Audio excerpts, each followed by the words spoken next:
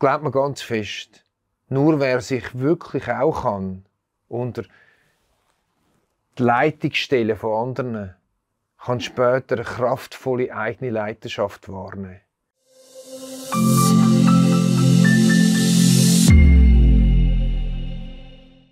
Herzlich willkommen zum Bibelseetraining fürs Alltagsleben. Kann man die Bibel sehen? Kann man das Leben in der Bibel sehen? Ich glaube ja, und das wollen wir zusammen entdecken. Das Erste Testament, die einen sagen auch das Alte, ist voll von Bildern, die mir helfen, in meinem Leben Gott zu verstehen und in meinem Leben Wegweisung bekommen für den Alltag.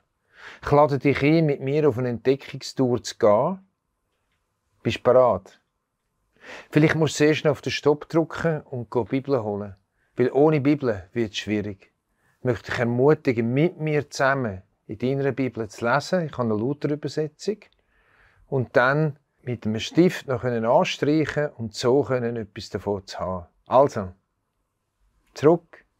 Super. Gehen wir in den zweiten Teil von unserem Bibelseetraining. Abraham, Teil 2.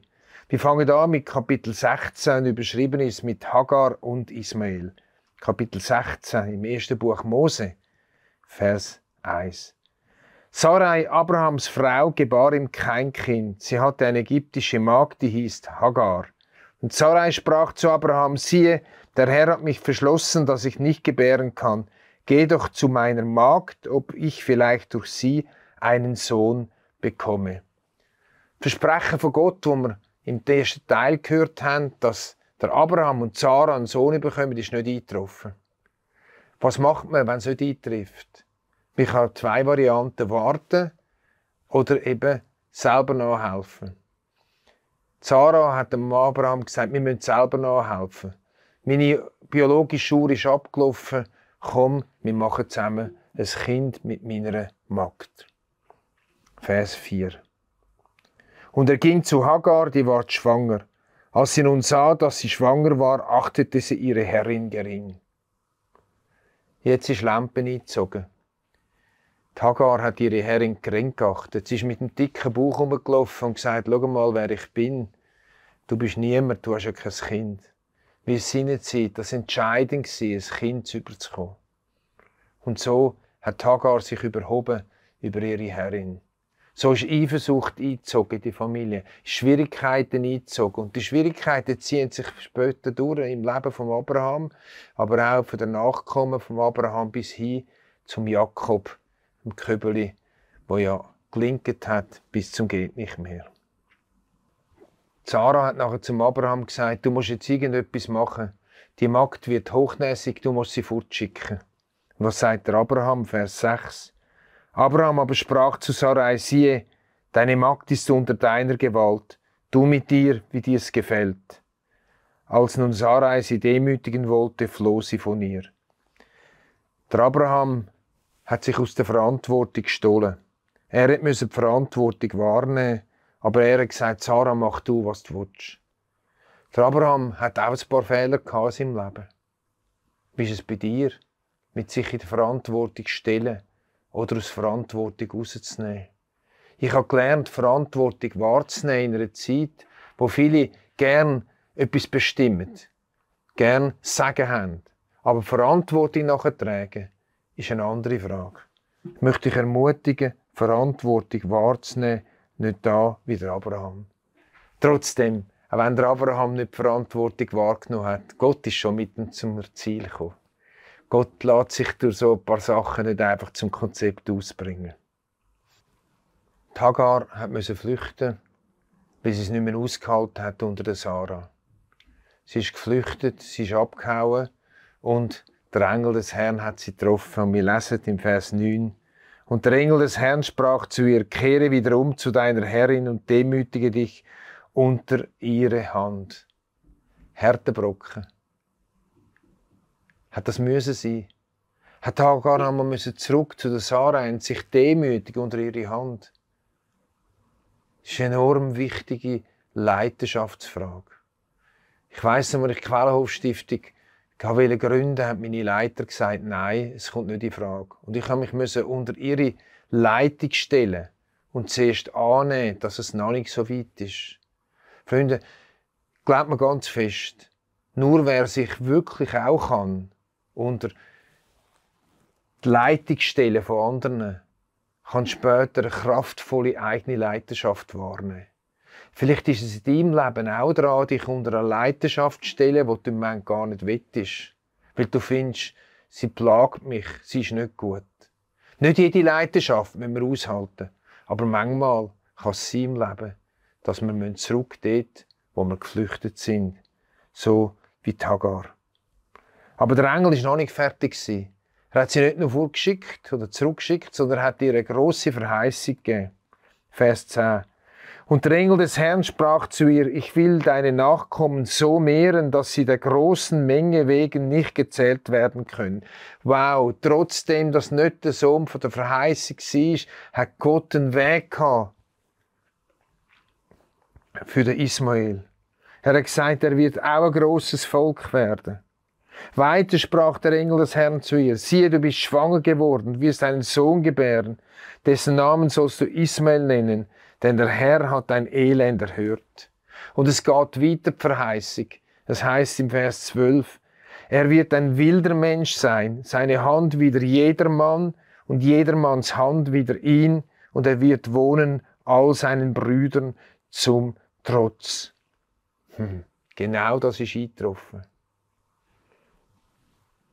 Der Ismael, der Stammvater von allen Arabern.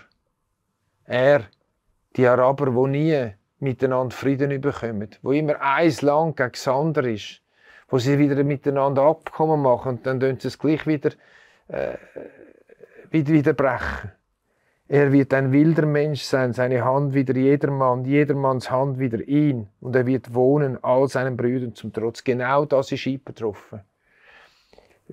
Ein grosses Volk ist es geworden, viele Völker ist es geworden, aber ein Volk ohne Ruhe, ohne Frieden, ohne Zusammenhalt inneren. Und das ist eingetroffen. Ich liebe das Wort Gottes dermassen, weil ich sehe, es trifft ein, was er versprochen hat und was er sich vorgenommen hat. Das war Vers 12. Vers 13. Hagar. Und sie nannte den Namen des Herrn, der mit dir redete, du bist ein Gott, der mich sieht. Denn sie sprach, gewiss habe ich hier hinter dem hergesehen, der mich angesehen hat. Du bist ein Gott, der mich sieht, ist von Herrn Hutter Losungen die Jahreslosung für das Jahr. Und das ist eine gewaltige Nachricht für uns alle. Wir haben einen Gott, der uns sieht. Hagar hat es gewusst, Gott sieht mich. Auch wenn ich davon gelaufen bin von daheim. Er sieht mich und er sieht meinen Sohn in meinem Leib hinein. Gott ist ein sehender Gott. Und zwar einer, der hinter Kulissen sieht. Ich denke da als Volk Israel, wo Gott zu Mose sagt, ich habe gesehen, wie es meinem Volk geht. Ich habe gehört, wie es meinem Volk geht. Ich weiß, wie es meinem Volk geht. Wir haben einen Gott, der sieht, der weiß und der hört. Und zwar sieht er hinter Kulissen. Wir Menschen sehen oft noch vor der Kulisse. Wir sehen oft noch die Fassade. Bist du bereit, mit Gottes Augen andere Menschen anzuschauen und hinter die Fassade zu schauen? Gott hat den Charakter von der Hagar gesehen. Er hat eine Zukunft gehabt für die Hagar und für den Ismael. Wir switchen ins 17. Kapitel. Und jetzt kommt wieder das, was wir schon im ersten Teil 3 Mal schon gesehen haben, sehen wir jetzt zum 4. Mal, dass Gott wieder mit seiner Verheißung kommt, mit seinem Versprechen. Und ich muss einige Vers lesen, damit wir den Zusammenhang haben und sehen, wie gewaltig die Versprechen von Gott sind. 17 ab Vers 1, immer im 1. Buch Mose. Als nun Abraham 99 Jahre alt war, erschien ihm der Herr und sprach zu ihm, ich bin der allmächtige Gott, wandle vor mir und sei fromm. Und ich will meinen Bund zwischen mir und dir schließen und will dich über alle Maßen mehren. Da fiel Abraham auf sein Angesicht und Gott redete weiter mit ihm und sprach, siehe, ich habe meinen Bund mit dir und du sollst ein Vater vieler Völker werden. Darum sollst du nicht mehr Abraham heißen, sondern Abraham soll dein Name sein.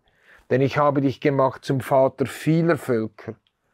Und ich will dich fruchtbar machen und will aus dir Völker machen und auch Könige sollen von dir kommen. Und ich will aufrichten meinen Bund zwischen mir und dir und deinen Nachkommen von Geschlecht zu Geschlecht, dass ein ewiger Bund sei, so dass ich dein und deiner Nachkommen Gott bin. Und ich will dir und deinem Geschlecht nach dir das Land geben, darin du ein Fremdling bist, das ganze Land Kanaan zu ewigem Besitz, und will ihr Gott sein. Wenn wir wissen, die Bibel stimmt, müssen wir die Verheißung lesen. Das ist die 4. Verheißung, die vom Land redet, vom grossen Volk redet, vom Vater vieler Völker, von vielen Königen. Und genau das ist eingetroffen. Du und ich, wir haben es viel besser als der Abraham. Manchmal denken wir, ja, der Abraham, der hat Gott gehört. Aber wir haben das Wort. Und wir sehen, dass das Wort eingetroffen ist. Dass das, was versprochen worden ist, genau eingetroffen ist durch alles Versagen von Abraham. Durch alles Versagen von Jakob, Nachfolge. Von alles Versagen vom Volk Israel. Durch alles durch alle Verfolgung durch, ist bis zum heutigen Tag eingetroffen. Dass viele Könige gekommen sind. Dass durch Christus alle Nationen gesegnet sind. Gewaltig, wie wir das dürfen miterleben, Freunde. Wir müssen nicht nur glauben, wie der Abraham. Wir dürfen es sogar sehen. Vers 16, weiter noch. Denn ich will sie segnen und auch von ihr, von der Sarah, will ich dir einen Sohn geben. Ich will sie segnen, die Völker sollen aus ihr werden und König über viele Völker. Da fiel Abraham auf sein Angesicht und lachte und sprach in seinem Herzen, soll mir mit 100 Jahren ein Kind geboren werden und soll Sarah 90 Jahre alt gebären? Ach, dass Ismael möchte leben vor dir. Gott hat die Verheißung erneuert, dass ein Sohn wird kommen vom Abraham und von der Sarah. Aber Abraham hat es nicht mehr glauben. Er hat sich den Bauch gehebt vor Lachen und gesagt, du, Sarah ist alt, ich bin alt, der Zug ist abgefahren, es ist vorbei. Aber Gott sagt, nein, es ist nicht vorbei. Wenn ich sage, es ist nicht vorbei, ist es nicht vorbei.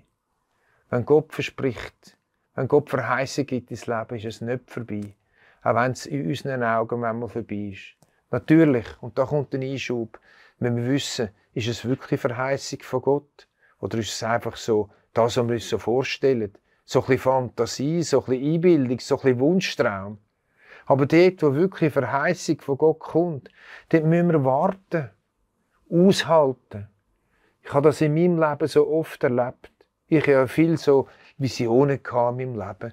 Viel gewusst, was aus meinem Leben heraus könnte wachsen. Aber immer wieder ist der Zeitpunkt der Erfüllung ganz ein anderer gewesen, als der, den ich gedacht habe. Ich bin ein ungeduldiger Mensch. Ich habe immer gemeint, es muss subito, Fast Food, McDonalds-mäßig, sofort passieren. Aber Gott wartet oft. Warum? Ich weiß es nicht. Vieles hat mit Zubereitung zu tun. Vieles hat beim Abraham mit seiner Erwachsenwerden, mit seinem Glauben prüfen zu tun gehabt. Alles, was wirklich Verheißung ist von Gott im Leben, das ist geworden. Das kann auch in deinem Leben so sein, wie es beim Abraham ist. Wir gehen ins 18. Kapitel.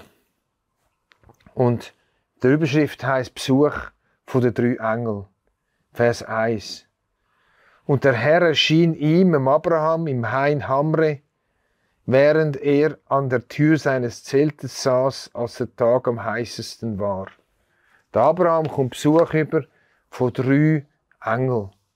Viele sagen, das sind 2 Engel gewesen, und der 3. war Christus Jesus gewesen. Ich weiss es nicht. Aber wir können uns etwas anderes fragen. Rechnen wir überhaupt mit Engeln? Gibt es überhaupt noch Engel heutzutage? Wenn wir nicht mit Engeln rechnen, werden wir es auch nicht erleben. Ich möchte dich ermutigen, einmal mehr Ausschau zu halten nach Engeln. Die Bibel sagt doch, wir wissen nicht, ob wir manchmal sogar Engel beherbergt haben, ohne dass wir es gewusst haben. Engel, die gibt es. Rechne doch mit Engeln, auch heutzutage. Die 3 Männer hatten eine Message gehabt. Sie sind mit der Message gekommen, wo wir da im Vers 10 lesen zusammen. Da sprach er, der eine von diesen 3, wo könnte Jesus gewesen sein. Ich will wieder zu dir kommen übers Jahr. Siehe, Dann soll Sarah, deine Frau, einen Sohn haben. Das hörte Sarah hinter ihm, hinter der Tür des Zeltes, und sie lachte. Ha! Verheißung nochmal gekommen von dem Sohn. Aber Sarah hat es nicht mehr glauben. Hast du auch schon über Versprechen von Gott gelacht? Hast du auch schon gelacht darüber, wenn du in der Bibel etwas gelesen hast? Zusagen von Gott. Gott kann umgehen mit dem Lachen. Er hätte da umgehen damit. Seine Pläne sind wegen dem nicht auf den Kopf gestellt worden. Die Geschichte von diesen 3 Männern geht weiter. Ich lese im Vers 17, immer noch im 18. Kapitel. Da sprach der Herr, könnte Jesus gewesen sein, wie könnte ich Abraham verbergen, was ich tun will, da er doch ein großes und mächtiges Volk werden soll und alle Völker auf Erden in ihm gesegnet werden sollen. Gott hat gesagt, ich kann dem Abraham nicht verschwiegen, dass ich Sodom will zerstören. Er ist doch ein Freund von mir. Wie sollte ich ihm etwas verschwiegen? Gott möchte auch uns durch sein Wort Sachen offenbaren, die in Zukunft geschehen. Das heisst, wir haben das prophetische Wort. Nicht Spekulationen. Aber wir haben in der Offenbarung, wir haben in so vielen Stellen, im Buch Daniel und so weiter, im Matthäus-Evangelium, so viel von der Zukunft, wo uns Gott will mit einnehmen und uns nicht will verschwiegen. Gott weht also der Abraham in seine Pläne ein. Gott sagt dem Abraham, ich will Sodom und Gomorra zerstören, weil die Sünde übermächtig geworden ist. Und jetzt sagt Abraham nicht, jawohl, es ist richtig, die Sünde ist so gross, gang hin und zerstör das Sodom. Nein, der Abraham steht in Riss für Sodom. Er fängt an Fürbitte zu, und zwar in einer Art und Weise, die für mich gewaltig ist. Er sagt Gott, wenn 50 Gerechte sind, dann sollst du es bitte verschonen. Du bist doch ein gerechter Gott. Du kannst dich nicht wegen 50 Gerechte alle zerstören. Und Gott sagt, okay, wenn es 50 Gerechte sind, so will ich das ganze Sodom und Gomorra retten. Und Abraham sagt, ja, darf ich noch mal reden? Vielleicht könnten es auch noch 45 sein. Und Gott sagt, okay, wenn es 45 sind, dann will ich Sodom und Gomorra retten. Und Abraham sagt, ja, vielleicht sind es auch noch 40. Und Gott sagt, okay, wenn es 40 sind, dann ist gut. Dann will ich Sodom und Gomorra retten. Und der Abraham sagt, ja, vielleicht sind es nur 30. Und Gott sagt, ja, ist gut, 30 ist okay. Und Abraham sagt, ich will noch einmal reden. Vielleicht sind es nur 20. Und Gott sagt, ja, wenn es 20 sind, will ich Sodom und Gomorra retten. Und der Abraham zum letzten Mal kommt, und wenn es nur 10 sind. Gott sagt, wenn es 10 sind, will ich Sodom und Gomorra retten um den 10 willen. Und Gott ist gegangen auf Sodom und Gomorra runter. Gott 10 suchen. Wie reagierst du, wenn du von Fehlverhalten von Menschen hörst? Wenn du dich nervst, vielleicht über unsere Regierung. Wenn du dich nervst über andere Menschen, die so daneben sind. Wünschst du ihnen Gericht? Wünschst du ihnen, dass es ihnen schlecht geht? Oder fängst du an, das zu machen, was ein Abraham macht, und tust in Rissen stehen? Fürbitte machen für sie. Freund, ich sehe mich manchmal, wenn ich denke, jawohl, Gott straft sofort, Gott sei Dank. Aber nein, Gott straft nicht sofort. Gott lässt sich erbitten. Und das heisst, ja, einer der Propheten, ich suchte einen, der in den Riss steht, aber ich fand keinen. Gott sucht Menschen, die in Riss stehen, für Regierungen, die Fehler machen, für ganze Berufsgattungen, die Fehler machen. Für einzelne Menschen, die Fehler machen. Für deine Kinder, für deine Eltern, für deine Geschwister, für deine Nachbarn. Gott sucht Menschen, die in Riss treten. So wie ein Abraham mit Gott redet und Gott bittet, dass er nicht Zerstörung schenkt, sondern dass er Rettung schenkt. Verstehst du? Wir gehen ins Kapitel 19. Ich habe es überschrieben mit Lot zwischen Stuhl und Bank. Vers 1. Die 2 Engel kamen nach Sodom am Abend. Lot aber saß zu Sodom unter dem Tor. Ich habe mich gefragt, wieso sitzt der Lot jetzt unter dem Tor von dieser Stadt? Unter dem Tor sind doch die Angesehenen gewesen. Vielleicht ist er hat er einen guten Job bekommen in der Stadt, weil eben sein Onkel ihn befreit hat, und der König von Sodom. Er ist also dort am Ort der Sünde gesessen, als ein angesehener Mann. Das Neue Testament sagt uns, seine gerechte Seele wurde gequält Tag für Tag. Der Lot hat noch gerechte Seele gehabt. Er war nicht einfach daneben. Aber durch das, dass er mit in der Sünde gewohnt hat und ein Teil davon geworden ist seine gerechte Seele, hat das gespürt. Er hat darunter gelitten. Und dann sind die zwei gekommen, die zwei Männer. Und es heisst, da nötigte er sie sehr und kehrten zu ihm ein und kamen in sein Haus. Der Lot hat eben die Gerechtigkeit nicht übrig gehabt. Er hat eine Gastfreundschaft gemacht. Er hat gesagt zu den zwei, kommt zu mir wohnen, es ist gefährlich auf der Gasse. Sie haben gesagt, nein, wir wollen auf der Gasse wohnen. Er hat gesagt, nein, kommt zu mir, bei mir sind sie sicher. Kennst du Gastfreundschaft? Wie viel ist sie dir wert? Vielleicht musst du sogar dein Bett teilen. Ich weiss es nicht. Vielleicht du Kleiner aufnehmen. Vielleicht andere Menschen. Gastfreundschaft, die wir da sehen. Aber die Bevölkerung von dieser Stadt hat gehört, dass der Lot die Gastfreundschaft gemacht hat. Und sie sind eingedrungen gegen den Lot und haben gesagt, gib uns die zwei Männer raus, damit wir mit ihnen verkehren, homosexuell. Der Lot hat gesagt, nein, die sind unter meinem Schutz. Und dann kommt die Tragik, Vers 9 im 19. Kapitel wieder. Sie aber sprachen, weg mit dir, und sprachen auch, du bist der einzige Fremdling hier und willst regieren. Wohlan, wir wollen dich noch übler plagen. Boah! Plötzlich hat er nicht mehr zu denen gehört. Plötzlich war er ein Fremdling gewesen. Wo hat er jetzt hingehört? Hat er zu Gott gehört? Hat er zu dieser Stadt gehört? Plötzlich war er ein Fremdling gewesen. Plötzlich haben sie ihn ausgespeuzt. Der Lot ist dann zu seinen Schwiegersöhnen gegangen und hat Folgendes gesagt. Vers 14. Da ging Lot hinaus und redete mit den Männern, die seine Töchter heiraten sollten.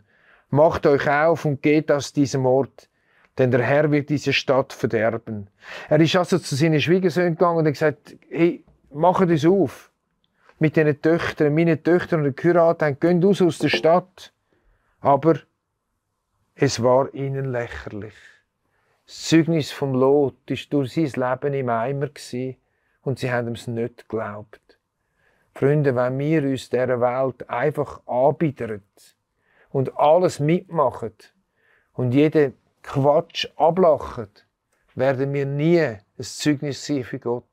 Weil die Leute werden denken, wir machen einen Witz, wie da. Der Lot ist mit seinen zwei Töchtern in die Berge geflüchtet.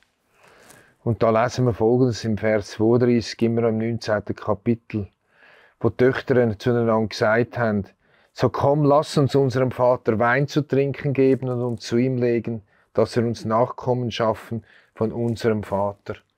Sie haben also die Töchter dem Vater Wein gegeben und haben mit ihm geschlafen, damit sie Nachkommen bekommen. Was für eine Degenerierung haben die Töchter in Sodom erlebt, dass es so weit gekommen ist. Und was ist daraus entstanden? Vers 37. Und die Ältere gebar einen Sohn, den nannte sie Moab. Von dem kommen her die Moabiter bis auf den heutigen Tag. Und die Jüngere gebar auch einen Sohn, den nannte sie Benami. Von dem kommen her die Ammoniter bis auf den heutigen Tag. Moabiter und Ammoniter, auch Gegner vom Volk Israel, sind aus diesen Kindern rausgekommen. So, für heute ist es genug. Ich freue mich, wenn ihr nochmal einschaltet, heute in einer Woche, wenn es wieder heisst, Bibelseetraining fürs Alltagsleben. Tschüss zusammen. Dieses Video ist nur möglich dank freiwilliger Unterstützung der Community. Unser Ziel ist es, täglich ein neues Video zu veröffentlichen. Um dieses Ziel zu erreichen, suchen wir 365 Videopartner, die uns mit je 150 Franken pro Jahr unterstützen. Als Videopartner trägst du direkt dazu bei, dass noch mehr Menschen das Evangelium hören und im Glauben ermutigt werden. Melde dich jetzt als Videopartner an unter www.livenet.ch/Videopartner.